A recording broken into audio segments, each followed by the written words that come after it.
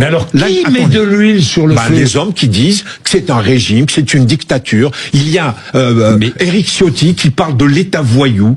Attendez, qu'il n'y a pas de démocratie dans ce pays, que Tebboune est un dictateur. Il a été élu. Enfin, il y a quand même des dizaines de milliers d'opposants politiques qui sont emprisonnés en Algérie. Il n'y en a pas ici en France où il n'y en a pas des opposants politiques, des dizaines de milliers, non? Oh, des dizaines de milliers qui sont... Demandez aux Kabyles, vous les connaissez? Bien sûr.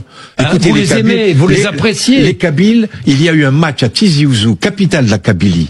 Le drapeau algérien flottait.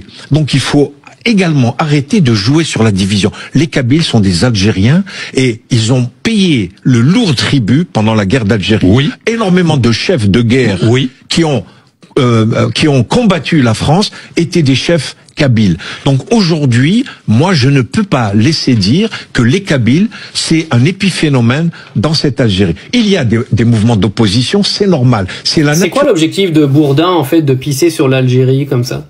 C'est quoi l'objectif? Alors, on va dire qu'il y a un objectif clair, c'est de faire une sorte de propagande anti-Algérie. Ça, on a bien compris que de toute façon, c'était son objectif numéro 1. Mais j'aimerais même savoir les causes. Moi, j'ai une question à vous poser. Est-ce que Jean-Jacques Bourdin, il est venu en Algérie, puis vous l'avez mal reçu, les gars? Vous lui avez fait un mauvais couscous, vous l'avez mal reçu, vous n'avez pas été généreux avec lui comme vous avez été généreux avec les autres. Je sais pas, parce que il a pas l'air de vous aimer beaucoup. Hein. Alors, jusqu'à dire qu'il y a des dizaines de milliers d'opposants qui sont en prison en Algérie, ça me fait quand même bien marrer. Mais il y a un truc il y a plein de trucs qui m'échappent là-dedans de façon. Vous pouvez m'expliquer pourquoi déjà ce qui se passe en Algérie est le souci de nos médias en France, d'accord?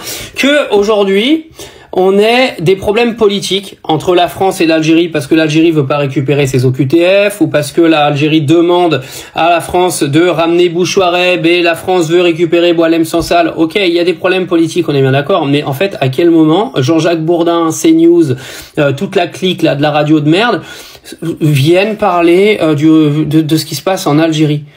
Et les gars, vous êtes censés parler de la France. Hein. Si vous voulez régler les problèmes politiques de Macron, etc., allez-y, parlez-en, mais allez pas parler de ce qui se passe en Algérie.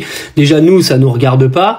Et puis, c'est pas le travail de Jean-Jacques Bourdin de venir nous expliquer que l'Algérie est soi-disant une dictature. Et puis, quand bien même ce serait une dictature, c'est pas ton pays, Jean-Jacques Bourdin. Qu'est-ce que t'en as à foutre?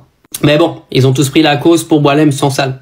Ah ouais, normal, hein, quand on voit où il se place aujourd'hui sur l'échiquier politique, notre petit Boualem, je comprends mieux pourquoi aujourd'hui ils veulent tous le récupérer sur nos beaux médias mainstream.